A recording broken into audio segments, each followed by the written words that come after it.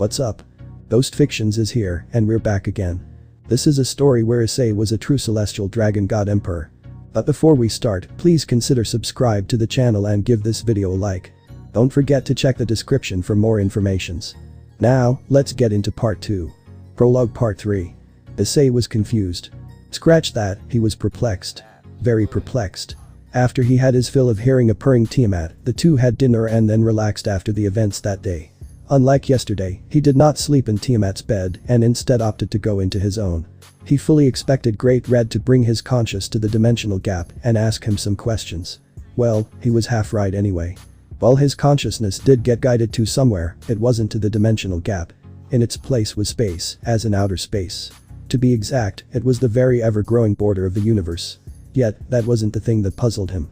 No, it was the giant pair of doors that had hundreds upon hundreds of seal chains wrapped all over it. He was about to flare his power and break out of the dream he was in, but then he felt a familiar energy signature.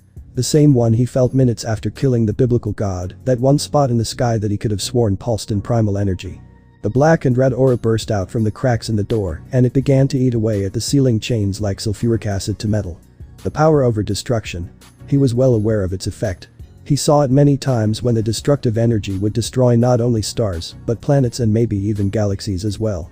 Over the duration of his training, he had a near mastery of the power, especially since it is used very often in the killing off of planets. That by no means meant the power was evil or wicked, in fact it is a basic necessity in order for life to flourish. Sometimes things needed to be killed off so another could take its place, this time even better than the previous.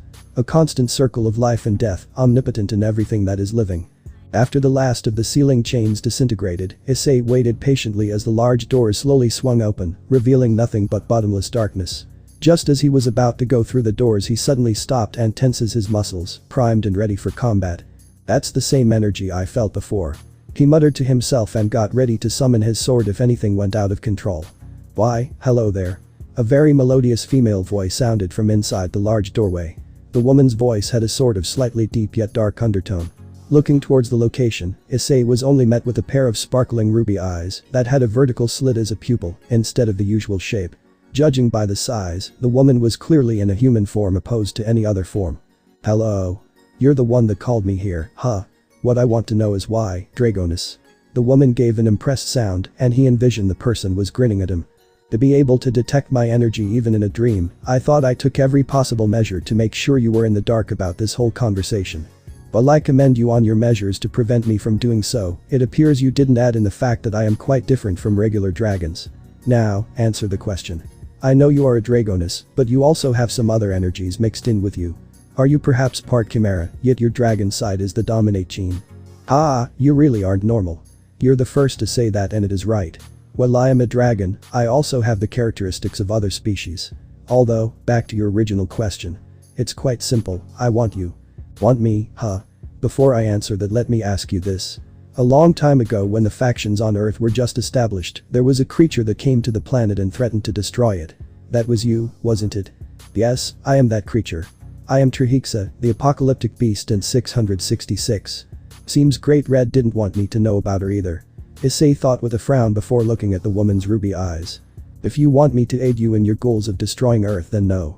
However, if you are insinuating something else, I want you as a mate. As I originally thought. Sorry, but I don't mate with people I don't know. Issei suddenly started to chuckle in amusement as her eyes narrowed dangerously at him. I didn't remember me asking you for your acceptance. Once I get out of here, I will make you my mate. Narrowing his eyes back at the woman, he smirked back at her with a condescending look in his eyes. Glancing at the doors, he snorted in mirth and crossed his arms over his chest. Listen here, Issei. What is going to stop me from coming to this location in the real world and ending you? Your threats are meaningless since you aren't even at full power. She widened her eyes in shock, while Issei tilted his head a bit while still wearing that smirk of his. Didn't think I would notice, huh? The sealing chains that you destroyed had the biblical god's power infused into them, meaning that he was the one who sealed you in here. Unless I was this close, I would have never had noticed. Regardless of that fact, those chains were also draining you of your power. As we speak, you are only about 50% of your maximum power. Let me ask you again. What is stopping me from killing you now? Gyufufu, you really are an interesting one. Strong, shrewd, confident, and not to mention good looking. The reason why you won't kill me is because you like to fight, don't you? We are the same when it comes to our strength, you can tell, can't you? How strong I am. Issei knew her strength, it was the one thing he noticed when he checked her current level of power. Her reserves even surpassed that of Great Reds, and that is saying something. The potential for both of them to grow is so vast the two of them could be compared as the same when it comes down to it. Issei didn't respond and instead nodded his head to the woman. That's how I know. You see, we are beings that shouldn't even exist. The power we have could quite literally destroy the entire universe in an instant. My power of destruction and your power over space, or rather the cosmos, am I right? When the sealing chains first broke, I searched for the person that killed God and found you. Such raw primal power. I would be lying to say that even being near you is like an aphrodisiac drug to me. Either way, there isn't anyone else to fight but each other that can really give us a thrill that we seek. Correct me if I'm wrong, Issei-kun. Trihiksa purred out his name with clear seductiveness in her tone. His face remained blank for a few seconds before a smile formed on his face, and he chuckled a bit. Relaxing his muscles, he gestured to the woman. Why don't you come out here? It is only honorary that I see the person who desires me so. I guess it is only fair. Issei watched patiently as Trihiksa exited from the door, or more like floated from the door. Her skin was like Drake's, a white creamy color that didn't have any sort of blemish to it. She adorned a sleeveless black dress that was loose-fitting, but accentuated her curvy waist and complemented her complexion. The front of her dress seemed to be strained due to the tension that her large breast was generated on the fabric. He already knew what her eyes looked like, but her hair was just as luring as her eyes. Obsidian black with blood-red highlight streaks that flowed down to the middle of her back like a waterfall.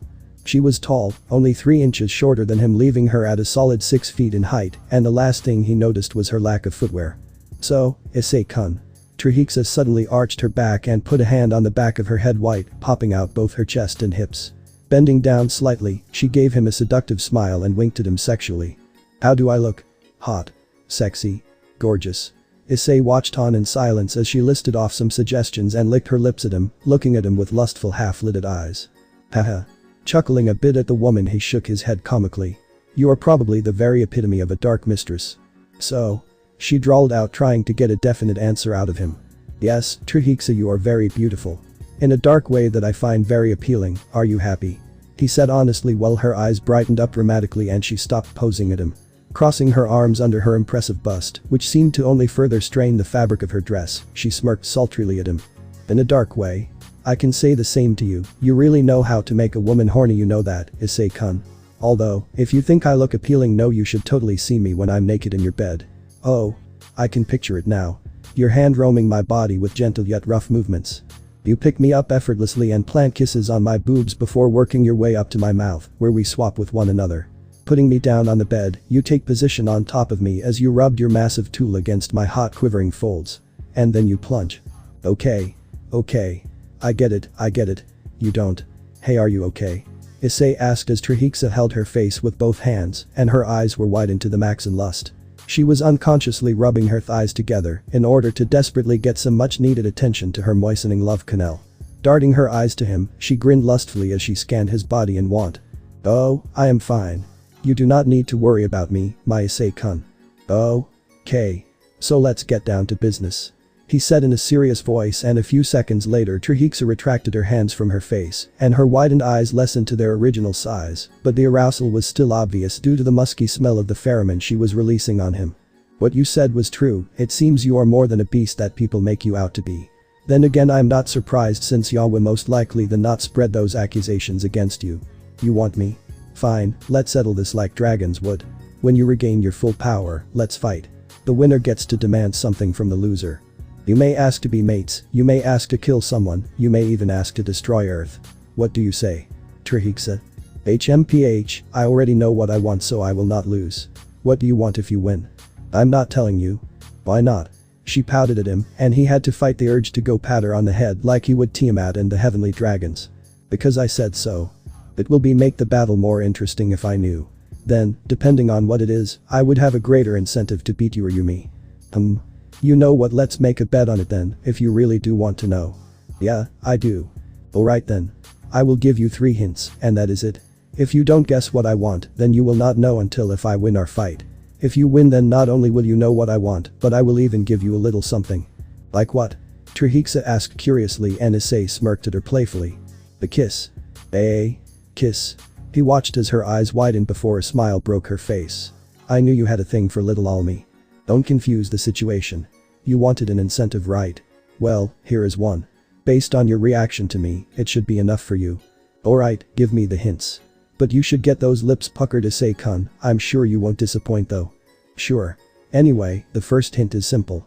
It won't benefit me at all. The fuck? The apocalyptic beast asked confusedly. Hint number 2. You won't ever be harmed by anyone once you get back to Earth. Hint number 3. It's something that you want that is deep inside your heart, even if you may not admit it to yourself. The hell? How am I supposed to get this? Issei heard her mumble to herself and crossed his arms over his chest. I'll give you a couple of tries to get it right, Trihiksa. She made a troubled face and casted her eyes sideways in thought. It doesn't benefit him. So I can cross out my first assumption. Also, I won't be harmed when on Earth. Is that because no one will know it is me, or will they know but decide against attacking me out of fear? Then there is the last hint. Something I want that I don't want to admit it to myself. What do I want anyway? Trihiksa thought to herself as she scanned through the possible answers in her head. Furrowing her eyebrows, she briefly went through everything she remembered from when she was born to now. She was among the first beings that was created upon the birth of this galaxy. She never cared for the other two that were created, except for the fact that she held a dislike towards them because they tried to kill her once or twice. Just as she tried to them. Exploring the universe and destroying anything in sight, may it be planets, stars, anything. Some of the planets had some degree of life on them, and she was the sole purpose for their extinction. However, it never seemed to be enough. Against her better judgment, she completely surrendered herself to her instincts and became what she is often portrayed as. An evil, vile monster that should have never been made. Now that she thinks about it, why did she do so in the first place? Why did she willingly let herself get lost in her power? Was it predetermined? Did she not have a say in whether or not it was going to happen? If it was destined to happen, then why is it that I am in control now? There has to be another explanation to this.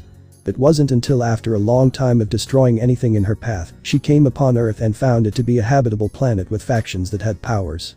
She wanted to destroy it, and when she went to follow through, she was attacked by them. They all seemed to team up on her, and after a lengthy battle she was sealed by the biblical God. Even now she can still recall the look of pure disgust on God's face, and she made it a resolve that she would kill him. But someone beat her to it. This man Issei did, and in doing so indirectly freed her from the seal she was placed under. When he killed God, she sensed the power he held and found herself drawn to it. She wanted to feel more of it. That was when she decided to make him her mate once she gathered up all her lost power.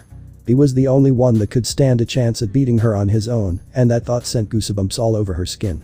The thought of having an equal to hold and cherish, to love and care for, a lover yet a friend. Friend? That word always tasted funny on her tongue, and yet it felt nice when she used that word in conjunction with Issei. Actually, the thought of having him as a lover was pleasant to her, and she never had those thoughts about anything or anyone ever in her whole life. Friend? Was he the one that she wanted as a friend? HMPH. Trihiksa widened her eyes as she saw Issei smirk deceitfully at her before it vanished, leaving a calm expression on his face. Is that it? If I want him as a friend, then who is to say that I didn't want friends in general? I was alone, that much is true, I was always alone. Yet all I wanted was a friend. That doesn't seem right to me, but it's all I can come up with at the moment. You want me to become your friend, is that it? This fits into the first hint, but what about the other two? Got it in one, Trihiksa. I expected you to guess a few times, but you proved me wrong. Now, let me explain a bit. I will save the criteria of hint 2 for later, so allow me to explain hint 3 to you. It's quite simple, you were alone. In the midst of destruction, you couldn't find the one thing you wanted, and that was a friend in someone. When you destroy something, you never found someone to build it up again, and in doing so you began to lose your judgment. You gave into your instincts, am I right? Yes, you are. As I thought. That was why you attacked Earth and in the end got sealed up. You must have came back to your senses after you lost some of your power. You may not think you need someone, but in reality you do, and denying something that your heart craves for is a childish thing to do.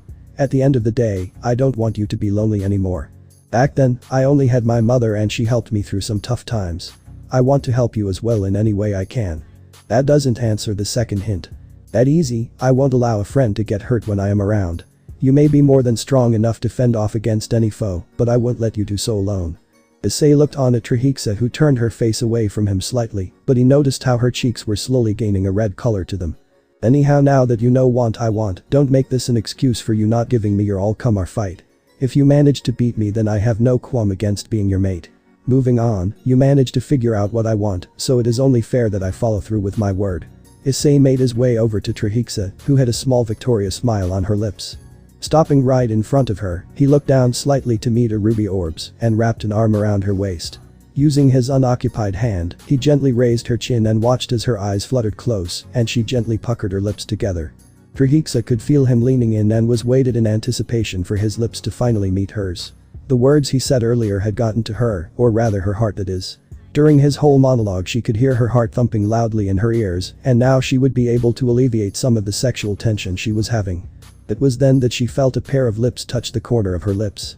As soon as it was there was as fast as it had gone, and she found herself snapping open her eyes, only to see Issei back to his original position, 10 feet away from her. "I never did say where I was going to kiss you," he said with smirk, and she narrowed her eyes at him in frustration. "You couldn't have let me have this. Doesn't matter, since when I beat you, we will be doing this and so much more for a long time. Never tell." She stopped mid-sentence as the area slowly started to crack like glass. A red aura slowly crept in, and the apocalyptic beast found herself glaring murderously at the uninvited energy. "Seems that we are being interrupted. I will see you when I regain my powers, and then we will fight. Goodbye, Issei-kun." Issei heard how she said that through clenched teeth and concluded that Great Red and her were not acquaintances in any way. Nodding his head, he gave a final wink towards her direction along with a smile. "See you later, Hexa-chan."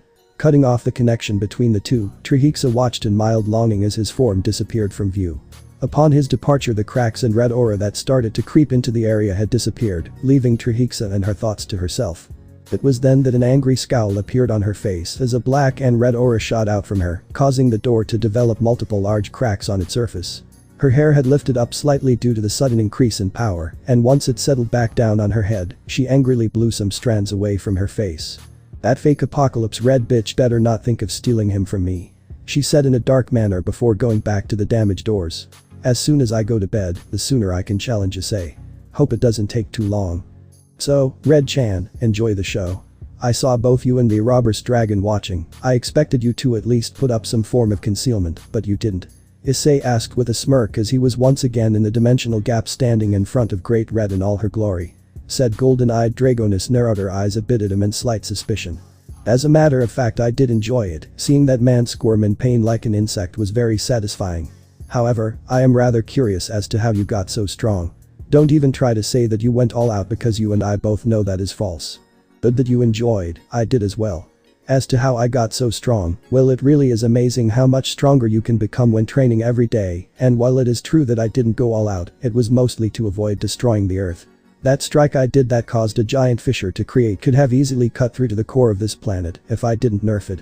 Although, what I am curious about is this. Why were you being dishonest with me, Great Red? What are you talking about?" The true dragon asked with a frown and noticed how he was looking at her with a sharp gaze.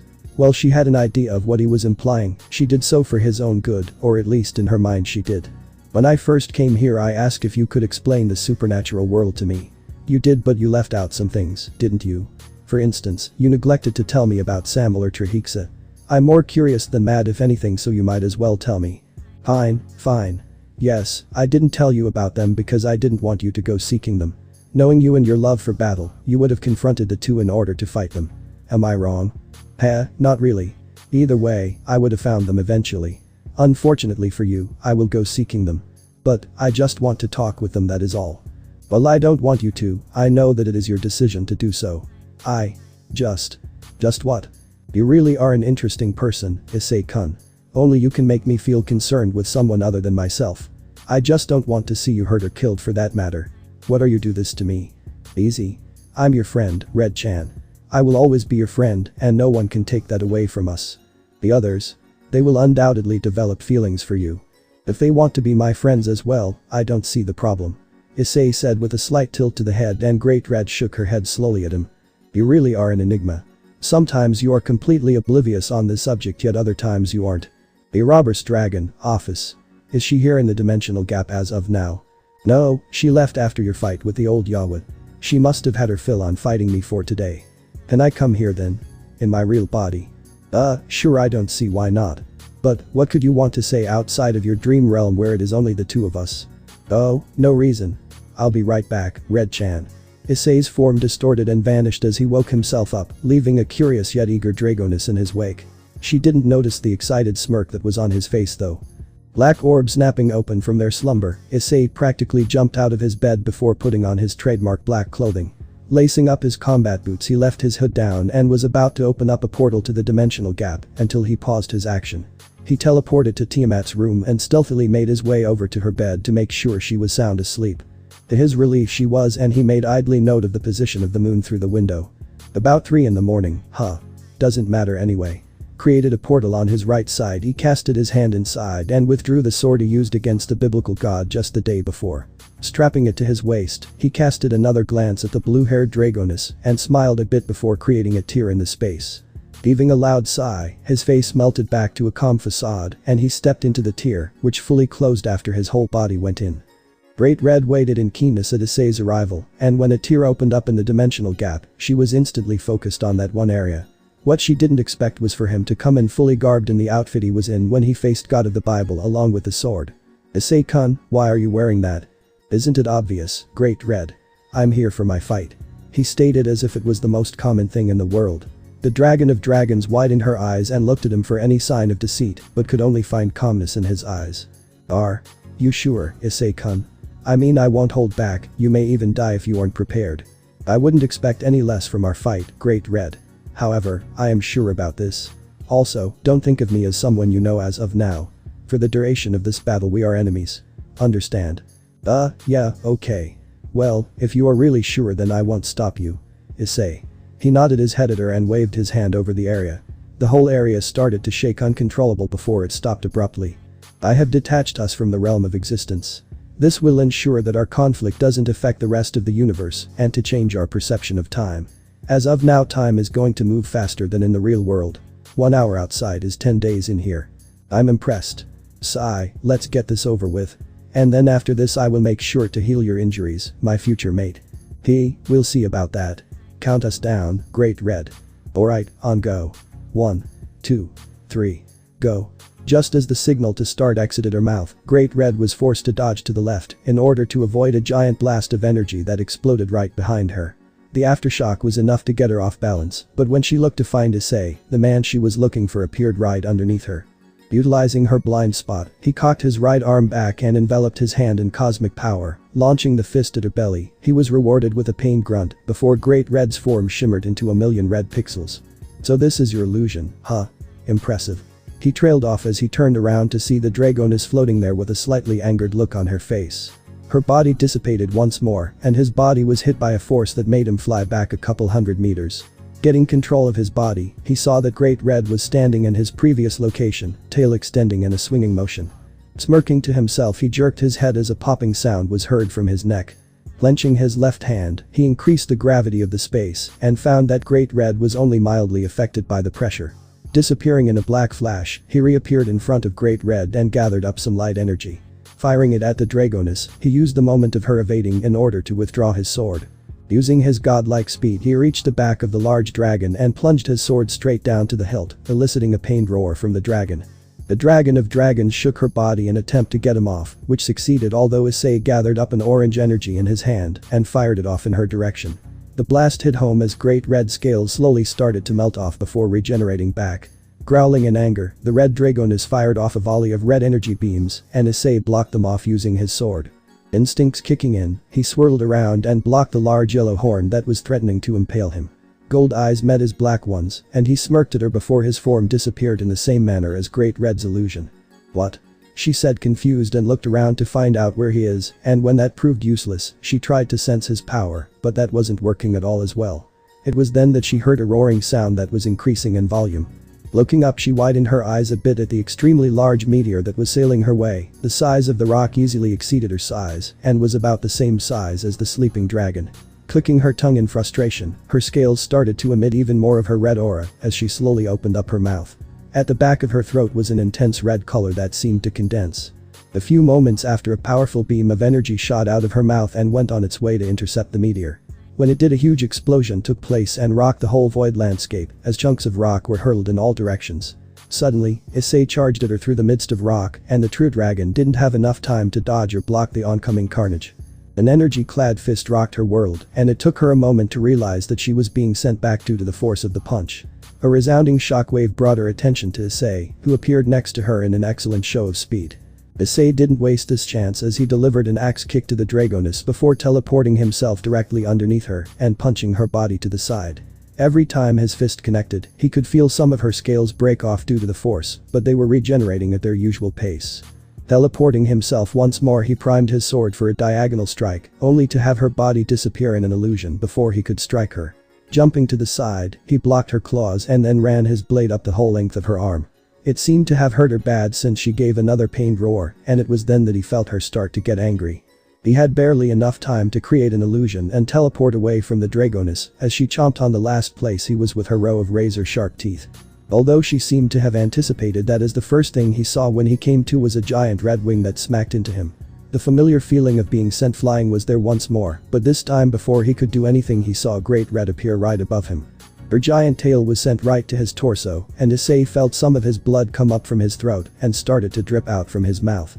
Great Red appeared right in line with his trajectory, and her scales once again started to give off more of her aura as she prepared to fire off another blast of energy. This time she was quicker in preparing the attack and fired it at him.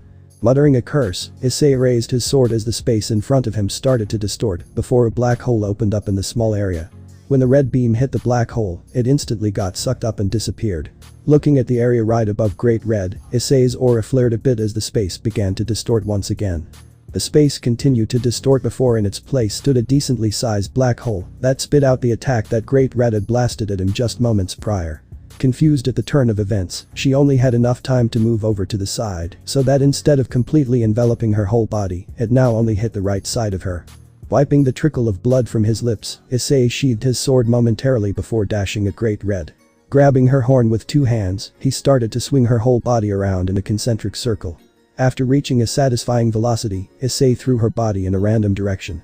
Once he completed the action, he summoned two more meteors. Both of the same size as his last. But this time he broke apart one of them and trapped Great Red's flying body in one. Closing off the meteor, he motioned for them to collide with one another, and after doing so he created a ball of cosmic energy in his hand. The ball condensed till sparks of electricity bounced off of it and the air around it seemed to grow heavy. Looking up at the two meteors, he threw the condensed ball at them and waited for the results.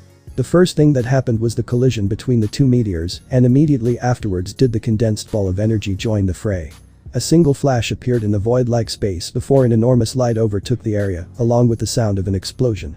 Luckily the light only lasted for about 10 more seconds until it died down, and when it did he saw Great Red floating amongst the epicenter of the explosion, breathing heavily with cuts and scrapes lining her body, crimson blood flowing freely from her wounds. Why you? No. Pant, you really are tough. I never thought Pant you would be able to get power over illusions like me. The golden-eyed Dragoness said in between breaths and looked at Issei. I figured out how to do so only about 200 years ago, so I am fairly new to the scene. Either way, this is probably the most entertaining fight I had with anyone. The same can be said for me. You really are worth fighting, Issei.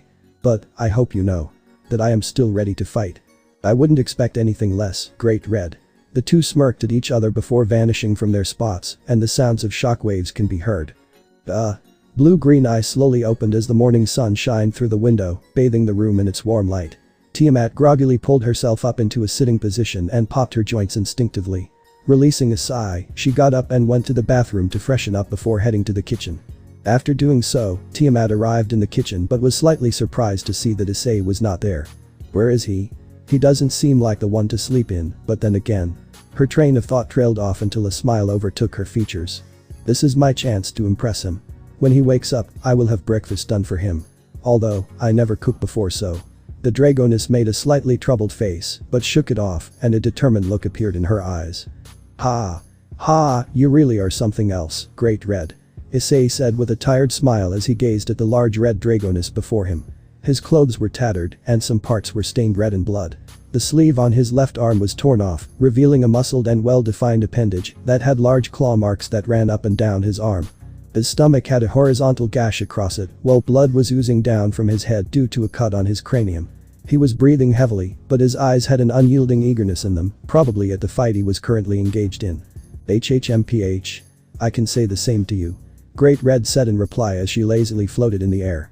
However, she wasn't fooling him or even herself. Issei could tell that she was being pushed far beyond any limit that she experienced until now. In conjunction with a wound on her arm, she now had several cuts going all over her 100-meter body, with the largest running from her head to her tail. Her golden horn on her nose was broken towards the tip of it, and her right eye was closed because of the cut that was right above her eyelid. Both fighters were exhausted, in the physical aspect that is. For Great Red and Issei, neither of them have experienced a fight as intense and adrenaline pumping as the one they were in now against each other. Issei suddenly charged at Great Red and ducked under Rouge's swipe before raising his now unsheathed sword in order to block her large tail from hitting him head-on. Regaining his balance, he saw a volley of boulder-sized energy blasts coming his way, and he held his sword up towards them. The moment the blasts touched the blade, they instantly disappeared. Right above Great Red, a small black hole started to spit out the few blasts of red energy that was once fired at Issei, but now is propelling towards the person who originally fired them. Unlike before though, Great Red saw the attack coming just in time, but it was then that she noticed something off about herself. When she tried to dodge the attack, her insides and muscles became stiff for no reason, and it was hard for her to move, thus the attack hitting its target. Explosions rang out as she was keeled over a bit, just in time to see Issei appear in a black flash in front of her. Although just like seconds prior, her body didn't want to move at all, almost as if she lost all control. Helplessly, she could only prepare herself as Issei reeled back his leg and kicked her right in the face. She was sent back flying only to be rebounded by him, who narrowly managed to get behind her in time. Issei sheathed his sword and breathed in a deep breath before putting his hand up to his mouth and blowing out half a dozen flames that were shaped into Eastern dragons. The flame dragons instantly went to their target, Great Red, and each one looped around her large body. When all of them were fully wrapped around, their temperatures increased as they merged together and became a cocoon of bright orange flames. After a few more seconds, the flames receded swiftly and then exploded on her body with a vengeance. The true dragon cried out in pain as her scales were singed off, and now they were taking a much longer time to regenerate, unlike before. You're finished, Great Red. You put up an extremely good fight, but in the end you were not the victor. Giga. Don't decide things too quickly. I can still. She stopped in the midst of her sentence when she realized that her whole body felt cold from the inside out. She wrenched her neck to the cut on her arm to see the wound shine blue until the color disappeared. You. That's right. Every cut that I gave you, I injected some pretty nasty ice in there. Unlike most, this kind of ice acts very slow and will slowly freeze your body internally, starting with your muscles. All the way down to the very fibers that make them up. Now tell me, how do you expect to win this battle if you have no way of defending yourself? He asked with a wry smirk sent to her direction. Upon his smirk, he coughed up a bit of blood into his hand, but that didn't bother him as he wiped the crimson fluid onto his tattered clothes. Who do you? Great Red started with anger clear in her eyes. Who do you think I am? I am Great Red, the Apocalypse Dragon, the true Red Dragon Empress, and most importantly the Dragon of Dragons. I will not submit like some weakling, even to you, without fighting till I can no longer stay conscious. So bring it on, Issei. The Dragon of Dragons yelled out to Issei, and silence reigned for a few moments between the two. Heh. He smiled a bit at his longtime friend. You really are my kind of dragoness, you know that. If you said anything else, I would have seriously misjudged your integrity. Very well, because I see you as an equal, and because I respect you so much. I'm going to do some things that are going to hurt. Let's end this like true dragons should, Red-chan.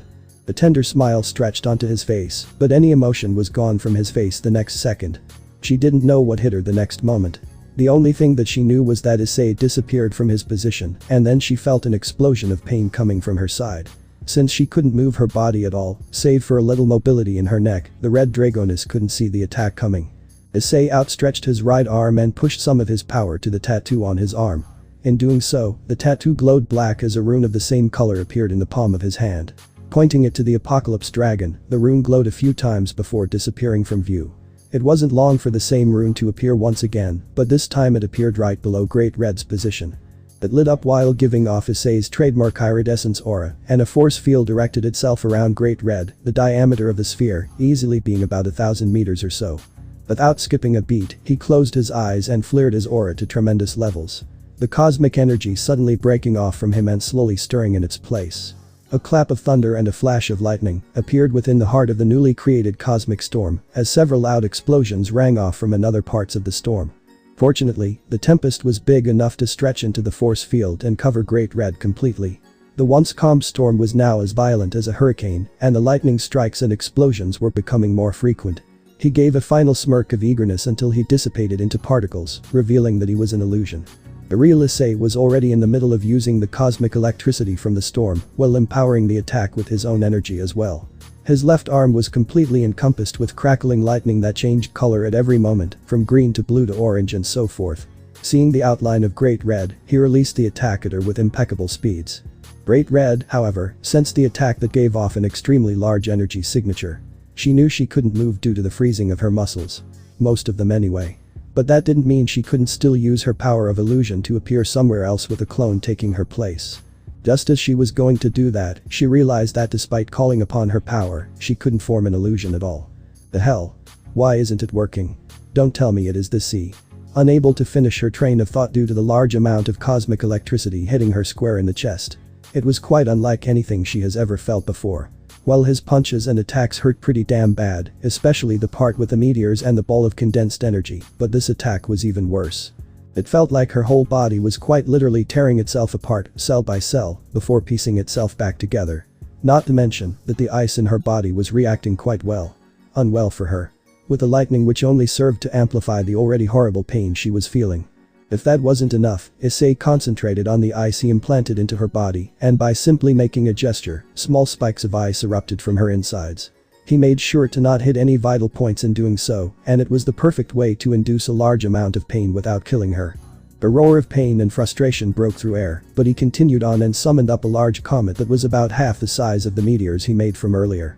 Conjuring up about 2 more, he sent them towards her location, the bright color of the flames easily shining through the darkened storm. Using the storm as cover, he made his way to Great Red and saw that the comets hit their mark and exploded in a blazing inferno. Her body was sent sailing a few feet from the impact, and he went and grabbed her tail roughly. Jerking her reptilian tail towards himself, he enhanced his fist with some energy and delivered a powerful uppercut right to her large jaw. However, he didn't let go of her tail, and when her body threatened to go backwards, he yanked her to him once again. Pulling his leg back, he gave one last jerk to her tail and flew towards her body before kicking her square in the chest. Deciding to put an end to the fight, Issei pushed his hands together slowly, and the cosmic storm that was around them began to wrap around the true dragon's body. Right when his 2 hands finally met one another, her body was now encompassed by the storm, and he created 11 illusions of himself in preparation. Sending them off to surround the hostage Great Red, he began his attack. Commanding a group of 4 to use fire, another group to use water, the next group to use lightning, and the final group to use rock earth. The group using fire centered their energies into one point, and a giant spherical red and blue flame sparked to life. The group using water did the same as the previous group, and their conjoined powers created a huge ball of black and blue water. After them, the lightning group generated a cosmic lightning bolt. Just like the one he used before. And shaped it into a ball like the others. The final group, with a real Issei involved, generated a big brown and black ball of earth. As a last touch, the clones and Issei imputed every last ounce of power he had left in his reserves to their desired elements. Each elemental attack gained a condensed coating of that changed colors every moment. On K, the groups fired off their attacks, and once done the clones all vanished, leaving only a panting Issei in the space. The 4 attacks met their mark, not that he expected they wouldn't, and the reaction was almost instantaneous. The fire and water seeped into the shell that harbored Great Red, and a flurry of sparks and lightning came to life both inside and out. The fire and earth on the other hand stayed on the outside of the encompassed Great Red. The inferno ball melting the earth attack, but that only produced a liquidly fire which, just like the lightning and water, went into the cocoon of cosmic storms. It was quiet for a few minutes, the only sound being Issei breathing heavily and the sparks on the cocoon, until the cosmic power he implemented into the attacks took effect. A few bright flashes appeared in his vision, and he closed his eyes just in time for a giant explosion to take place. His body was sent back due to the multiple shockwaves of the explosion, and a burning tingling on his skin made him know that radiation was being emitted at extreme levels. Luckily, he wasn't affected by such levels of radiation. Although, if he watched the explosion he would see the very space that he detached from the dimension gap was slowly starting to disintegrate. Peeking his eyes open, he saw that the spot where Great Red was now glowing like a sun with wisps of energy floating around. Finally, the energy gradually disappeared and he made his way over to her. His tattoo glowed as he activated one of his saved seals, and instantly he felt his energy and fatigue disappear. The wounds he received from the fight stitched themselves back up, and his torn clothes repaired and lost any sign of blood or tear. Great Red's large body was falling down due to her not being able to keep afloat by herself anymore. Her scales were singed to black in some areas, and her wounds were even worse than before. Golden eyes blurry and detached as she was fighting hard to not slip into unconsciousness. Just as her body was going to let gravity take hold, she felt herself stop in her plummeting descent. Issei teleported over to his friend and ran a hand that was glowing in golden energy up and down her body. Taking note of her scales gaining back their red, vibrant color and her increasing energy, he nodded to himself in satisfaction. Issei-kun. Great Red mumbled tiredly, and he smiled a bit bashfully, since he can only heal her wounds and not fatigue. I want to see you, come here. Pausing in her healing process, he gently floated over to her face so she can see him and placed a hand on her snout and resumed his healing process. Yes. Red-chan.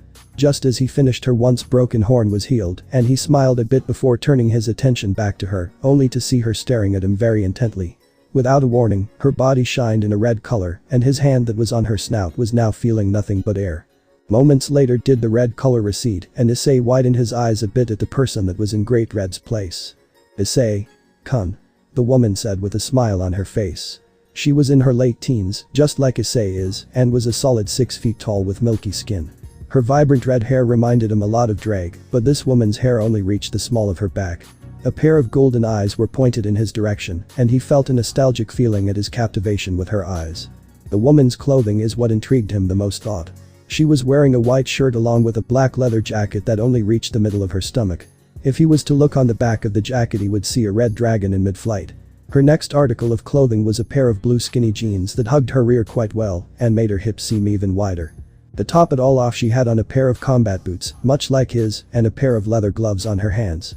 Red-chan? He asked with a smile, and she nodded her head before trying to float over to him. However, she ended up taking a sharp breath as she felt unhealed wounds open up on her skin. Seeing that, Issei quickly made his way over to her, but before he could lay a hand on her she grabbed his hand. Placing his hand right over her heart, which was beating erratically, she looked at him with half-lidded eyes. Taking that as a sign to continue, his hand glowed gold once again as her wound slowly closed. She is definitely the biggest out of the others. As to what he insinuating, it was her breasts to be exact. Both her and Trihixa were both well developed enough that it practically strained against their clothing, but he could tell that Great Red was just a bit bigger than 666. Then again, most of the women he met were not just gifted in the chest department, but also had nigh-perfect bodies. He could clearly tell from Great Red's jeans that her calves were toned and muscled from the way they looked against the fabric. Do you feel that?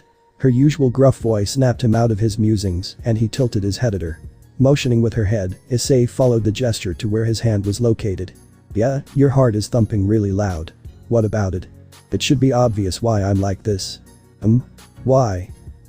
Let me show you. Taking his hand off of her chest, Great Red put Issei's hand right on her right cheek. Even though he isn't directly over her heart, he can identify the sudden increase of her heart rate. It's because of you. Only you can make someone as feared as I feel this way. I admit it. I lost. But knowing that I lost to you just makes me more determined to fight you again. That's my line, you know. He said with an amused smirk on his face and got Great Red to laugh at him. Ahaha. Only you would say something like that, Issei-kun. You know you have a really adorable laugh, Red-chan. Her face suddenly lit up in a blush that matched her hair. Glaring at him, she put on a slight scowl onto her face. I was right.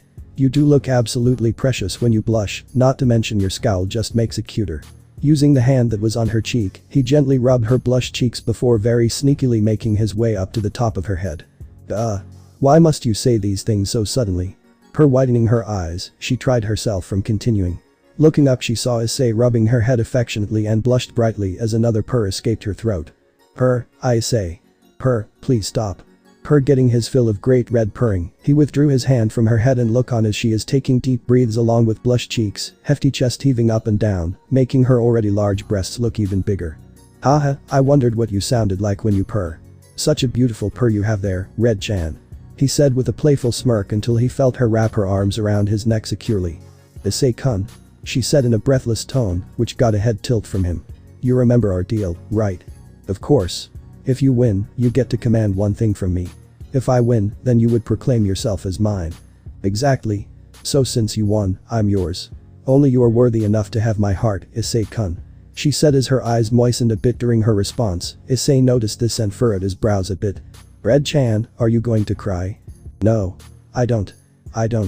Red-chan. He asked in concern, but she turned her head downwards so he couldn't see her face. I'm just really happy. I don't know why my body is acting like this. It's only natural, I mean you do have feelings like everyone else. She remained quiet for a moment. I'm happy you came here to this dimension and that I was able to meet you, Issei-kun. To be honest, I don't know what I would do without you. Probably just spend the rest of my days in the dimensional gap alone. Without a purpose. Smiling to himself, he wrapped his arms around her waist and pulled her into him. Nuzzling her hair with his cheek, he chuckled a bit. You don't have to worry about that. I'm glad I met you too, Red-chan. Like hell I am going to let you be alone after getting to know you. However, you should know that there are other people that are alone too. He finished cryptically and she snorted in amusement. I don't feel comfortable with the idea of Trihiksa being near you. If we are putting our cards on the table here, then you should know that she hates me as much as I hate her. I figured as much. Either way, she's alone too, you know. Unlike you, she was never able to have any freedom and was locked in a sealed door. Good. Do you know how many planets she destroyed? She was a nothing but a monster before and now. You're only half right. I do know how many planets she destroyed since I can read the formation of past, present, and future planets. The same goes for galaxies, stars, and etc. Nevertheless, she never meant to become what she was in the past. Like you, she was alone and unlike you, her domain of power isn't as easy to control as yours is. The power of destruction is not something to be played around with. She never even knew that she surrendered herself to her instincts until after she was sealed. I don't know. I guess I should tell you, but I made an offer to her. The same one I made to you many years ago. You challenged her to a fight. Great Red asked with a slightly surprised look on her face, and he just nodded his head a bit. Yes, I did. Supposedly, when I defeated the biblical god she saw and wanted me for a mate. Unfortunately for her, her power has been lost due to inactivity. I wasn't going to fight her without giving her a fair chance, so we both agreed to a fight. So the same thing with Midgardsormr and her power. Exactly the same as her. Both hasn't used their power in a long time and now must enter a stasis-like state to regain it. So what are the rewards for winning? If she wins, I will become her mate. If I win, she will come with me back to Earth as a friend. But what if she won't do anything. If I'm right, then she won't lose herself to her power, and if she ever gets the urge to destroy, I can take her to a rogue planet or spar with her. Fine, I can't really say anything else since it is your life to begin with. What about the other girls though? Give it a few more 100 years, and I might end up coming to like them as well. So, you aiming for a harem or something like that? What harem? I don't have a harem. Although, our fellow dragons do have harems, right? Or at least the males do. That can be a bit troublesome, but I am sure that as a species we can move past that obstacle. We've been doing that since the first dawn of the supernatural, nah. What are you planning, Issei-kun? Oh nothing. I just would like to see our brethren come together. Oh? Great Red said, interested before she yawned tiredly. Looks like someone needs to get to bed soon so she can replenish her strength. Seems so. Arg. I feel like I am about to pass out right here. Hold on a bit more. I just need to do one more thing to heal you completely. What is that? Great Red yelped girlishly as Issei moved her head up so she was looking up at him. She saw him stare at her with an intensity that made her skin grow goosebumps and instinctively leaned forward towards him. Issei smiled a bit and followed her lead as the two closed their eyes simultaneously. Their lips crashed against one another, and at first the two made no movements, simply relishing in the taste of each other. It was then that Great Red pulled him into her tighter and deepened the kiss, pouring all the passion and desire she held for him for so long. Issei responded in kind and roamed his hands up and down her back, her intakes of breaths, signifying that he was doing something good. He tightened his hold on her waist, and her breasts were now fully pressed into his toned and chiseled chest. She gave a hum of approval as she felt her insides heat up, and now she didn't feel any sort of anomaly wrong with her. After a few more minutes, the two broke apart. The two dragons licked their lips in delight, while Great Red suddenly felt herself become lightheaded. Grabbing onto her, he picked her up bridal style and heard her snoring a bit. She must have really been tired. I can't blame her though. If I didn't have an emergency seal on me, then I would be the same way. Looking around the area, Issei's sweat dropped as he noticed that he was standing in nothingness. So the section of the dimensional gap that I made non-existent couldn't handle the pressure between Red-chan and I. Oh well. Issei said with a shrug and disappeared in a black flash. Arriving in the living room of his house, Issei frowned when he noticed that the sun has already broken up past the horizon. Looking down at Great Red one more time, he noticed that she was curled up to him, just like Tiamat was the first time he brought her to his house. Oh, the memories. I think I got it this time. A voice rang out from the kitchen, and Issei turned his body to the dining room, since his house has an open floor plan. Tiamat appeared from the kitchen and made her way to the table where two plates were set up. She had a pan in hand, scrapped the eggs onto the plates along with some ham. Oh, when he gets back he has to be impressed with my handiwork. If not then. Stopping her sentence, Tiamat caught sight of Issei carrying a very familiar woman. Scanning the unconscious woman's features, she noted that the woman had the same color hair as Drake, which is who she first thought the woman was. But the structure of her face was completely off from the heavenly dragon. This woman had a bit of a tomboyish look to her, but it worked really well for her. Not to mention that this woman was even more developed than Drake in the breast department and was curvier than Albion in the hips. Issei-kun, what is up with the woman? She asked with a slight deadpan in her voice. Issei averted his eyes before looking over to the food she placed on the plates. What's up with those eggs? Eh? Turning her head to the eggs she just cooked, her eyes widened as she noticed that the whole bottom part of the eggs were burned to a blackened crisp. Did you make those? For me? Ah, thank you very much, Tia-chan. Issei smiled at her, but then tilted his head when the Dragon King dropped to her knees with a mortifying expression on her face. No. That was the 6th time I burned them. God damn it. He grew a large sweat drop and casted a glance at the sleeping Great Red. You would laugh at this moment, wouldn't you? Prologue Part 4. Issei could only make a bitter smile at the blue-haired beauty known as Tiamat, who gave off a troubled groan. During the midst of her self-disappointment, he had carried the unconscious Great Red over to one of his spare rooms and returned back to the scene. Tia-chan, why don't you let me teach you how to cook?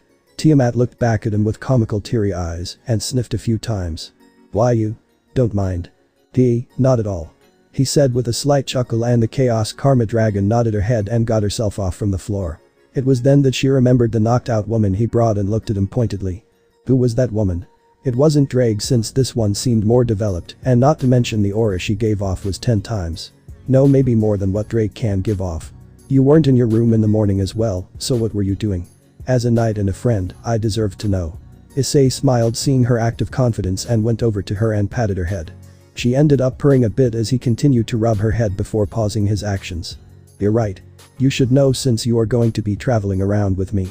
That woman was the Dragon of Dragons, Great Red, or Red-chan as I call her. When I first came here, she was the one who found me and we were friends ever since. However, I made a deal with her that when I am strong enough, I will fight her. Not for her title or monikers. If she won, I would become her mate. If I won, she will call herself mine. This doesn't make us mates in any way. As you can see by her condition. I won. Due to the results, I have asked her to come travel with us. There is no reason to be scared of her, since she is just like you, a dragon is trying to make do with what the world is giving us. Upon finishing, he noticed that Tiamat was looking at him with widened eyes of astronomical proportions. Before he could continue though, she put her head down so she was looking at the floor. Great Red, huh? Do I even have a chance anymore with you? I tried to cook you some breakfast and even that I can't do. First, the 2 girls you mentioned you saved, and then Drake and Albion, and now Great Red. Why did you even save me? When you have women who are much stronger and better looking than me, all holding some sort of affection to you. Why didn't you just let me be taken by the Ow. Tiamat, if you ever finish that sentence I will personally beat you to the ground harder than I did the biblical god. The Dragon King widened her eyes at both the slap he gave her on the head and the way he grabbed her shoulders roughly. Staring into his eyes, she noticed how the golden flecks swirled around much faster, like they were agitated. Don't question my reasons for saving you. I saved you because I couldn't dare see a woman with as much beauty as you be harmed while I was around. I wasn't going to stand around and watch the devils have their way with you while you couldn't protect yourself. Sure, a part of me saving you has to do with my goal of unifying our species, but from then on it all has to do with you as a person. And don't you say that you aren't as beautiful as Great Red, Drake, Albion, and the others. You are beautiful. Do you understand that? You may not be as well developed as some, but compare yourself to other women on this planet and I can assure you that you beat most with beauty alone. By the way, I don't care if you are beautiful or not. That is merely a bonus. The one thing I care about is your will as both a dragon and a woman. Whether or not you accept that answer, I will always find you as mate material. She stood quiet with both blushed cheeks and also some unshed tears accumulating in her eyes. His grip got tighter as he gritted his teeth so hard she could hear them creak a bit. In my other home, I had no one. The only person I had was my mother and she is dead. And it's all because of him. I wouldn't be here today if it wasn't for her, and the joy I felt every day of my growing life was indescribable. When I came here to this dimension, I saw the conditions that my fellow species were in. Unlike in my previous home, you all were not the conceited and haughty bunch that I was accustomed to. So I thought, if I help them out then maybe I can share with them the same joy that my mother made me feel. I'll never forget the lesson she would give me since I couldn't attend school. I'll never forget how we talked about mundane things, simply enjoying each other's presence. I'll never forget the warmth and love she gave me, even if at times it was a bit more than I expected. That's why if I can make you feel cared for, then maybe you can finally start enjoying life, instead of being the trophy of accomplishment that the world has made you out to be. Do you understand now? I. Gulping down a lump in her throat, she nodded her head rapidly as a lone tear shed from her right eye. Launching herself onto him, she wrapped her arms around his neck and quiet muffled sobs could be heard from her. Smiling fondly, he encircled his arms around her waist and nuzzled her hair with his cheek.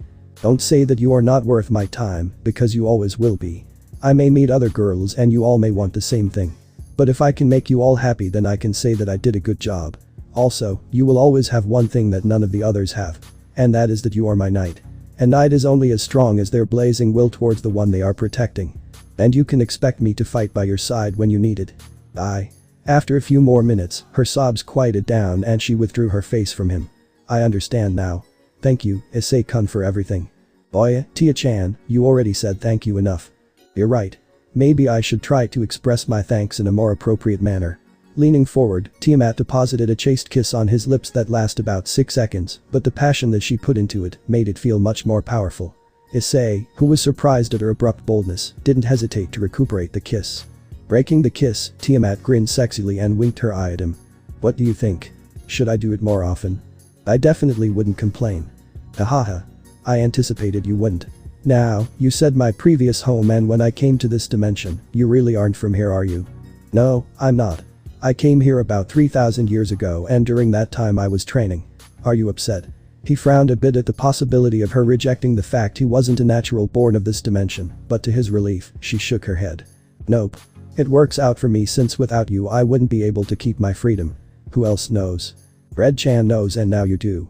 I haven't told the other girls I met since I am a bit worried that they may not accept that I wasn't from here. You should tell them. I think they would want to know. I know I would. Anyway, you and your mother were very close, huh? Yeah, she was the only one that was both a mother and a friend. I would do anything to have her with me. Ha. You have a mother complex, don't you? I don't know what you mean. You do? Wow, you perverted man. Issei couldn't help but smile seeing that Tiamat has finally brightened up.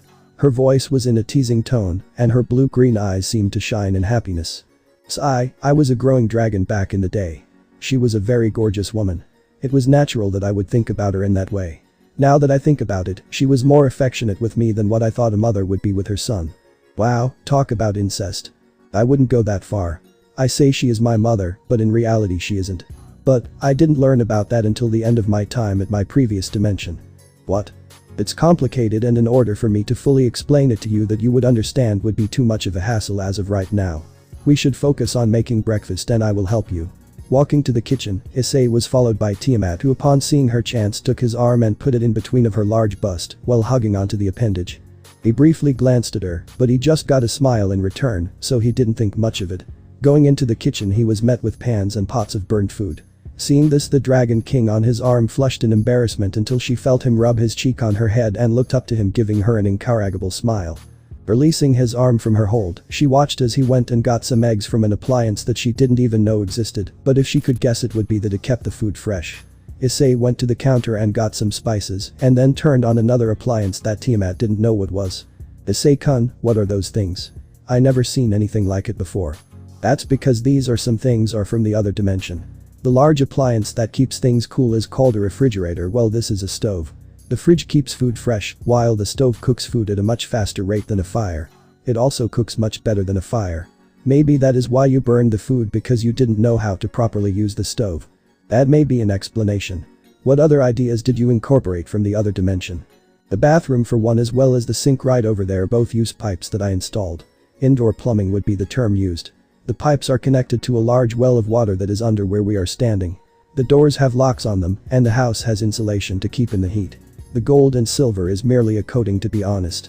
There is also the washer machine and drying machine to clean laundry. Turning his head to look at Tiamat, he was amused to see that she was acting all embarrassed out of the blue. Do you have anything for my boobs? Letting out a small entertained smirk, she jumped up a bit and turned her face to the side while blushing furiously. Now listen. I don't have anything to support my breasts and nothing to wear under my pants and… Gah. Hunching over a bit, she gave off a troubled groan while Issei quietly laughed to himself. You aren't wearing any underwear? And you call me a pervert, Tia-chan? It's not what? It's not. Gah. Huh. Blinking in question, Tiamat looked at the box that appeared in his hands that was outstretched for her to grab. Taking the brown box from him, she looked at the opening of it to see some apparel that were of different colors and some sort of undergarments. Those are called bras while the undergarments are underwear. Try them on to find out your size. If none of them fit you, then let me know and I will make some of a bigger size. They should help with back support and to help keep your boobs from sagging. But to be honest, yours don't seem to be sagging at all despite their size. Finishing his sentence with a smirk, Tiamat looked to see him staring at her chest and blushed before going out of the kitchen. When she was gone, Issei's aura subtly increased before a piece of it broke off and started to take form. When it was done, another Issei stood in front of the original. I want you to go to the set coordinates of the nebula that I had in mind for a new sword. Go there and… You know the rest, don't you? Of course I do. I am you after all. His clone smirked and disappeared in a black flash. DCH, since when did I become a smartass? Issei-kun. Tiamat poked her head through the opening of the kitchen in an embarrassed manner. Yes, Tia-chan. I need a bigger size. Really, now? What was the last size that the box went up to? Size D I believe. I'm going to guess you need a DD cup size. Are you sure that this is right? I find it hard to believe that I am this big of a size. Issei created another box and walked over to Tiamat. I'm sure it is right. Like I said, if you look at yourself from your perspective you may not seem to be big. But, from another point of view, say mine for example, you do have big breasts. Here you go and let me know if I am right. Taking the box from him, she rushed down the hallway and into her room, while Issei waited for his clone to come back. After a few minutes of waiting in silence, a black flash appeared right in front of him, and clone Issei stood there with a sword in his hands. Here you go. The clone of Issei said as he gave the sword to his creator. Issei smirked and expected the blade in his hands. The sword was about 3.5 feet long with a gold handle and a blue sheath that had white markings decorating it. Taking the blade from its covering, the space around Issei and his clone instantly cooled down to the point that a mist set in and ice started to cover the surroundings. The blade itself was a pristine silver with a single blue line going down the length of the blade, but if you looked close enough you could see that there was a blue liquid that was swishing back and forth. Haha. Issei chuckled to himself and sheathed the blade, which caused the mist and ice to recede. It's wonderful. Then again, I wouldn't expect anything less from myself. The clone smirked in reply and turned into cosmic energy before joining Issei's aura. Creating a small portal, Issei placed the sword in it and closed it up. As if on K, Tiamat came walking in with a blush still evident on her face. Was I right? The only response he got was the darkening of her blush on her face. No need to be embarrassed. Now, let's wash our hands first. Going over to the sink, he turned on the water and removed his gloves before soaping his hands and washing them. When he was done, Tiamat took his place and repeated the process. After completing the action, Issei took his time to ingrain the proper recipe and to teach Tiamat how to use the new appliances that she had no idea how to use. When the duo was done with breakfast, they went to the table and sat down with 2 plates filled with eggs, bread, ham, and different fruits. Shouldn't we make some for Great Red? Tiamat asked as she took a bit of her eggs with a fork, as Issei called the utensil. She gave an involuntarily hum of approval as the different herbs that were placed on the eggs practically exploded in flavor on her tongue. That's not necessary. Judging by how quickly she is regaining her power, she will probably wake up mid-morning tomorrow. So what is the agenda for today then? Let's see. Issei picked up his cup of tea and took a sip of the contents. After breakfast we are going to start your training. I have the whole day free so we can train until the early afternoon, take a break and have lunch before doing training some more until dinner. Is that how you trained? She asked accusingly, but Issei grinned at her while popping an apple slice in his mouth. No. I actually didn't eat for a whole month and trained without break for most of my time here. A millennium ago is when I slowed down my training, mostly since my body needed to constantly improve if I wanted to unlock my true potential with my powers. Granted, I did train with them during that time. Cough, and non-stop. She choked on her food and gave him a bewildered look. What about eating? Sleeping? Going to the bathroom? Bathing? Going to the bathroom and bathing goes without saying. As for sleeping and eating, I didn't need to. I technically don't need to eat every day, but I want to since it tastes really good when done right. Anyway, your powers are over ice and water, right? Yes, how did you know? Your aura. One of the things I will expand upon is your detection of other presences. Mine is to the degree that I can see the color of your aura and by extension your life. I knew where you were when you were in trouble a few days ago because your aura was damaged. The dragon slaying sword is what caused it. Issei looked around Tiamat and saw an ethereal blue aura that was encircling her in a calm manner. However, it was also fast.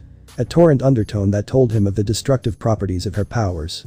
Water in itself is both a blessing yet a curse to humans. It provides nourishment and at times can be the deciding factor between life and death. But it also is the cause of some calamity such as floods and typhoons that destroy civilizations. Ice. Beautiful in appearance, it can also take away that beauty in a second. A simple touch can cause the one thing you worked hard for to shatter into a million tiny pieces. You got all that just from my aura? Tiamat asked with a slight blush on her face before shaking it off. That explains how you found me, yet why were you around my area? I was working on a project, actually. Project? Yes. I was making a pocket dimension of some sort. Similar to how the devils have the underworld and the angels have heaven, this pocket dimension is a hub for our kind. While smaller in size compared to heaven or the underworld, it is still big enough to be classified as a city worthy of being a capital of country. Wow. How many more are there? As of now, only 6. 2 on this island, 2 in eastern part of China, and 2 in Europe. Although, none of them are reachable as of now. That is until I get in contact with the other dragons. Tomorrow, we are going to Europe. The northern part of the continent to be exact. I want to begin my recruitment with my old friend. She was the second person I met after Great Red. Since we are meeting her tomorrow, I may as well tell you who she is. It's Midgardsormr. The sleeping dragon. She's a girl. Wait, actually how did you get her to pay attention to you? Tiamat asked with interest, and Issei smiled a bit from the reminiscent of the first time meeting the lazy dragoness. It was about 750 years since I came to this dimension, and I was traveling without a place in mind. I stumbled upon Asgard and it was there that I saw a battle between Midgardsormr and her father, Loki. Back then I was still sort of skeptical, so I didn't interfere until another man clad in dark grey armor came to confront the two. At first, I thought he was going to help the dragon, but he actually attacked them both. Loki managed to hit the man. Thor, as I would later be told. And was in the midst of imputing magic onto Midgardsormr in an attempt to control her, so he could raise Asgard to the ground. It was then that I intervened and stopped the final phase of the controlling magic to finish. I didn't waste any time to attack Loki and forced him to retreat. Thor came back and attacked me for conspiring with conniving serpent as he called her. Long story short, I beat him, and just as the rest of the gods came, both Midgardsormr and I fled the area. Following her back to the depths of the ocean, we talked about what happened and she told me about how the Norse gods dislike her since they thought she was an impending doom that loomed over their heads. Soon after, I left but not before promising to come back and talk to her. We have met about 4 times since then. What did the Norse gods do? And what about her constant sleeping? They didn't do anything after that, but from my last talk with her, Thor challenged her to a fight. Fighting back in self-defense, she ended up being cast onto shore and smashed a section of Asgard. Either way, he wouldn't have won. She was much stronger than the last time they engaged in combat. Upon my first departure, she slept in order to regain the power she lost. Seems like she enjoys the activity now. Finishing up the last of his breakfast, Issei waited patiently for his night to finish hers. I see, I never would have known what she went through if you hadn't told me. But, I am curious about how the hubs work. In them there are places to rest, food, social gathering areas, and some books that involve tips about fighting and survival. Naturally, if dragons want to open up their own stores they can as long as they let me know, and all 6 of the hubs, as of now, are all connected, so if you wanted to you could cross a portal and arrive in a hub that is in Japan when you were originally in Asia. The books include some fighting styles, magic spells, etc. What about if a devil or angel gets their hands on the book? They won't, since it will only respond to a dragon, no matter what. This is the first step. Give them hope, such as a place where they can go without dread. Let them get comfortable with each other and then they will eventually unite. Though, if I want to keep this idea spreading, I need to reach more dragons, which is why once we visit Midgardsormr, we are going to go around the world and hand out these. A foldable booklet appeared in his hands, and when he opened it, the booklet floated away from his hands before opening up fully. A holographic image of Earth appeared and focused in on where they were on the map. This will only operate with dragons, and only our kind can see the image if someone else sees them open it. It will alert you of the closest hub, which is right here. And we are right here. 2 blue dots appeared on the map which represented Issei and Tiamat, while a red dot appeared about 200 miles from their location in the southern direction, and this represented the nearest outpost. Right now, you will have to travel a fair distance to get to the hub, but I am planning on increasing the number so you wouldn't have to go as far. Once you get there, you will be transported to the outpost upon your permission. Looks like someone has been busy, huh? Tiamat said with a smile as she finished the last bit of her food. They both took their plates and washed them in the sink, and Issei smirked a bit at her. I try, Tia-chan. Getting struck with an idea, Issei let out an evil smile and scooped up some water in his hands. Looking over to the unsuspected Dragoness, he threw the water at her, which got a surprised yelp. Ah. Issei-kun. What was that for? She asked with a glare, although it didn't look threatening at all. Oh, nothing at all. Just thought you wanted a bit more water. Taking another handful of water, he let it out straight at Tiamat, who tried to dodge, but the water seemed to track onto her and splashed her face. Hey. That's cheating. Well, then consider this your first lesson. Try to stop water from being splashed onto you, but use your powers to stop the water mid-flight. Using his index finger, he motioned for the water in the sink to come to him. Tiamat watched in fascination as the water from the sink formed a tendril and went over to him. She made the mistake of blinking, and at that moment, a small pool of water was sent her way. Ah.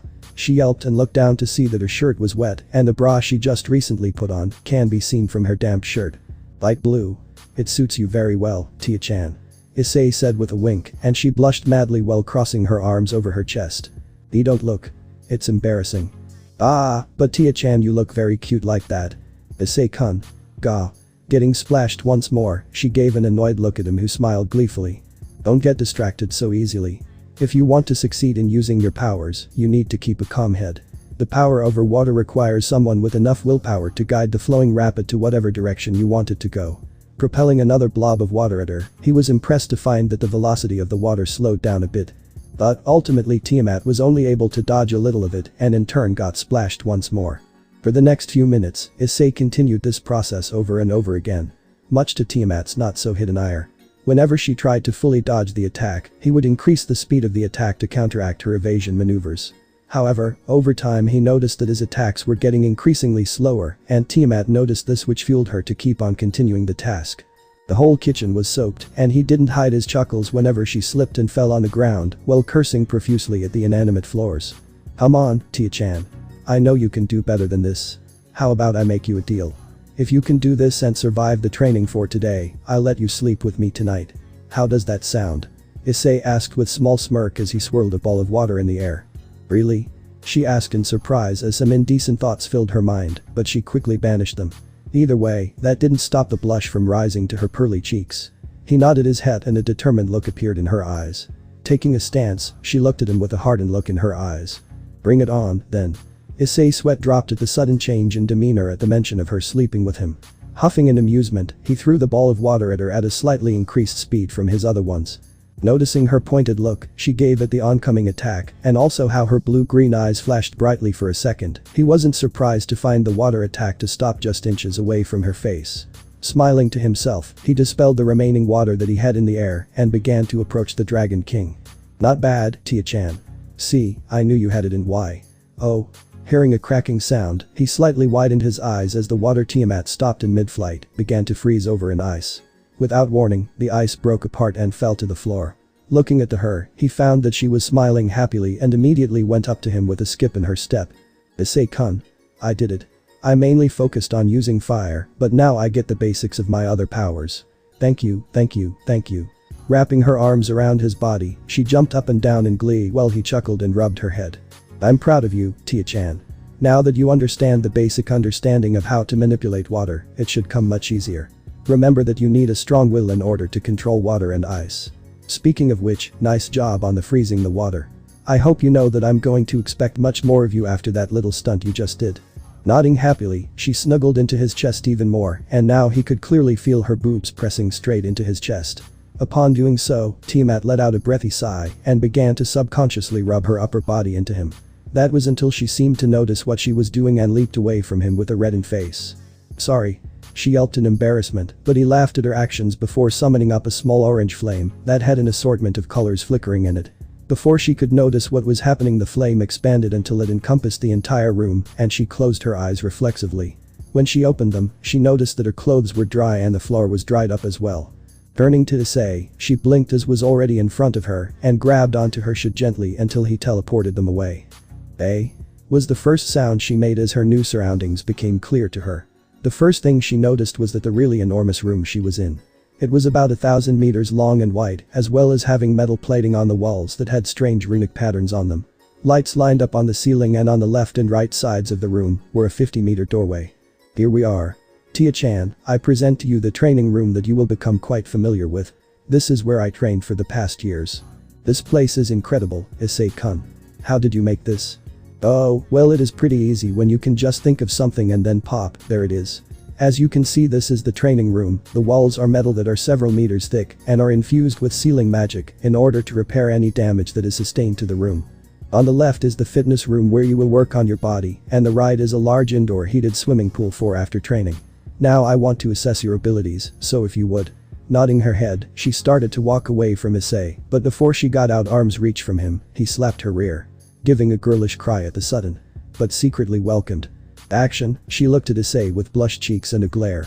You know, when you make a face like that, it just makes you look cuter. Anyway, I was just helping you get your pretty ass over there. Think of it as an incentive to hustle.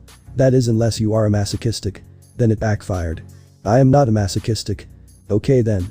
So, if I did it again, what would you do? And nothing. She squeaked out silently, but he heard it and grinned at her. You're one of those submissive girls, aren't you?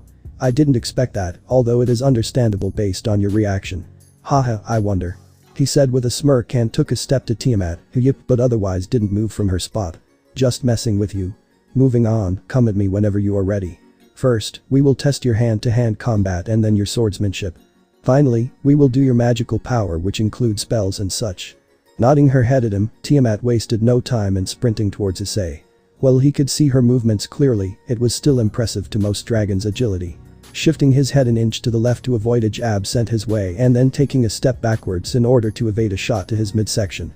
Tiamat didn't seem to want him to get space and thus charged at him while throwing a flurry of punches aimed at whatever spot was open in his relaxed stance. Throughout all of this, Issei would dodge the attacks at the last second, which only served to irritate the blue-haired beauty. Deciding to see how one of her punches feel like, he deliberately neglected to evade the hook that was aimed at his face. The moment her fist impacted his face, a loud crack originated from her hand, and she hissed in pain while drawing it back to her body. Oh. Shit. She cursed in pain, but otherwise took it extremely well. Taking her injured hand, he saw that it was already forming bruises on her skin, but those simply disappeared as he applied some healing magic to her hand. There you go. Thanks. She mumbled, feeling a little dejected at the fact that she practically broke her hand from simply punching him. Shaking out of those negative thoughts, she caught a wooden sword with her hands that Issei conjured up. He too had his own wooden sword, and he was already in a stance when she looked at him. Alright, let's move on to your next evaluation. This one is simple, just land a hit on me with your sword. Go. As soon as the last word left his mouth, he was expecting her to charge head-on at him like she did previously, only to see that she didn't and instead took a stance while studying him. Someone learns fast. He thought to himself as he decided to take the initiative and slowly advanced to her. His eyes instantly pinpointed areas of weakness in her stance and the small center of gravity she had. Targeting one of her openings, he swung his wooden sword in a lateral fashion, to which she managed to block. However, her hold on the block started to lessen, so she quickly removed herself from the situation and sent a few fast strikes towards his body. Parrying the strikes, he dodged an overhead swing from Tiamat before blocking a follow-up strike from the woman.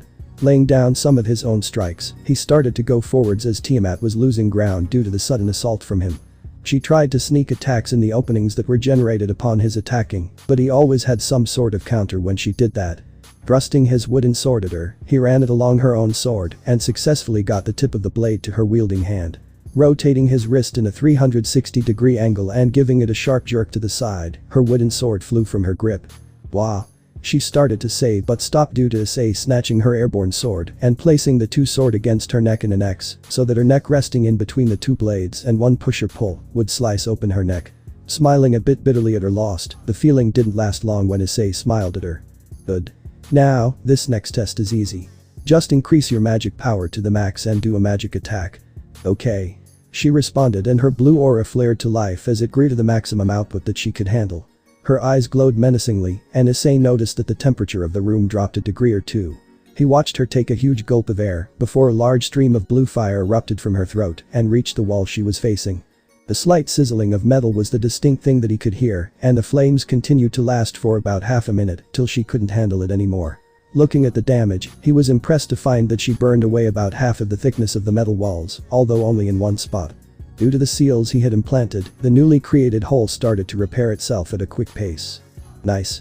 Well done, I think I can get a feel for what kind of style you may progress fast in. Go into your fighting stance. Doing as she was told, she settled into her stance, and Issei started to walk around her slowly. Going to her, he adjusted her arms and elbows so they cover up her head and fixed her hips so they wouldn't cause any decrease in potential damage that she may do. Lastly, he tilted her chin down a bit and finally he tapped on her legs in order for her to widen them a bit. Standing back, he observed his handiwork and nodded to himself in satisfaction. How does it feel? Ah, good actually. Nodding at her response, Issei went over to her once more. Now if you are fighting with a sword, then you want to keep the same stance, but this time have your unoccupied arm tense and ready to attack.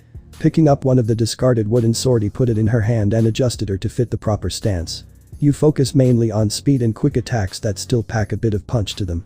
Now you can still attack normally with a sword, but now you can use your other hand to hit your opponent.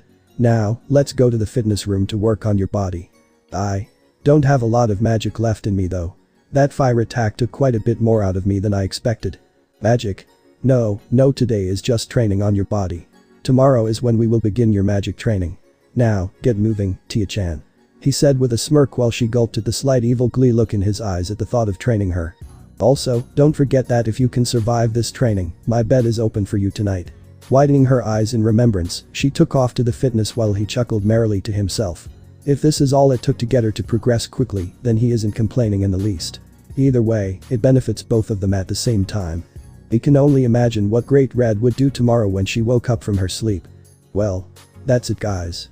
Thanks for watching and supporting us. With that, take care.